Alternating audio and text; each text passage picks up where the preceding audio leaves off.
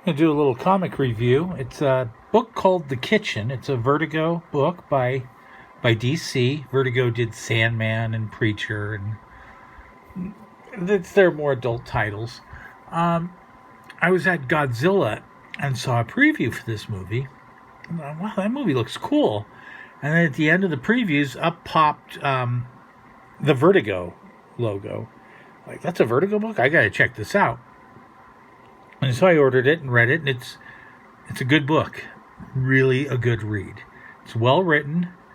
The story is three wives of mobsters. The mobsters go to jail, and while they're in jail, no one's doing the collection money, no one's doing anything. They don't know how to do it. And they realize they've got to earn money because they can't pay the rent, they can't take care of the kids, nothing.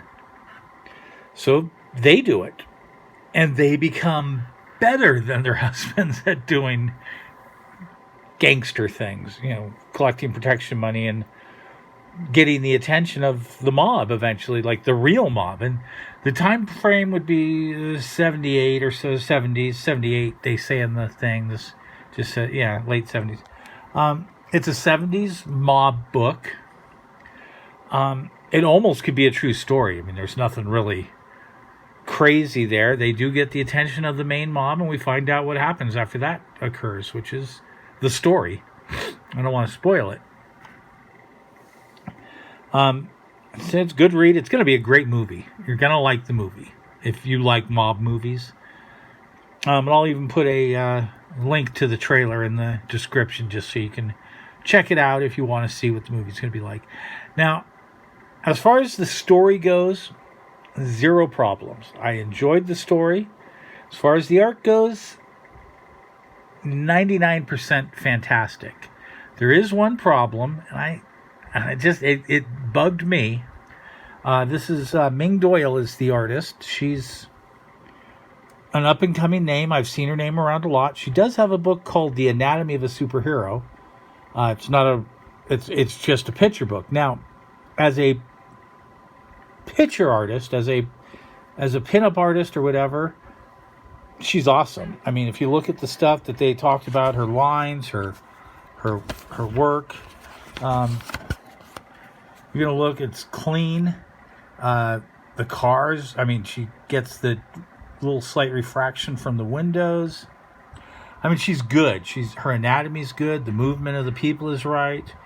There's one small problem that eventually hits me, because at first I just kept saying, why are all the faces the same? And I said, these are mobsters, these are gangsters, they're emotionless, they're doing horrible things and they just don't care. And that's not right, because this is one page that I picked out and I realized that it's just so lifeless, the faces. Now here's one scene where a guy gets met, and her husband thinks this guy is having sex with his wife. He confronts her. The husband looks kind of angry. He looks blasé. He looks blasé as the guy shows up. As he gets hit in the face, he looks blasé. As a group of people drag him off to kick the crap out of him, he just has the same expression. He's not afraid. He's not angry. He's just dead inside. And the problem is everybody seems dead inside. That's the facial expressions on everybody for the entire book. And that's a problem in storytelling, I think. I mean, even when you go back and look at the cover, they have dead eyes. I think she just doesn't know how to capture a face. The expression, she can draw a face, but I don't think she can draw emotion. That's my take on it. And I think she would be really, really good doing a book like Spider-Man or Iron Man, where they wear a full face mask. That's just my personal feeling on that. Other than that, this is really, really good. And she's really, really good. I just didn't read any emotion into any character, and I felt that was like a flat actor in a movie. Maybe you can read the emotion in these faces, but I sure couldn't. But I'd say pick it up. I mean, it's 10 or 12 bucks new. It's not an old trade. Well, I think I found it used on Amazon for $6. Well worth it. It's a good read. You know, might be fun to read it before the movie comes out, since it's a pretty quick read. I think it was 6 issues or 8 issues for the whole story. I read it in about a day.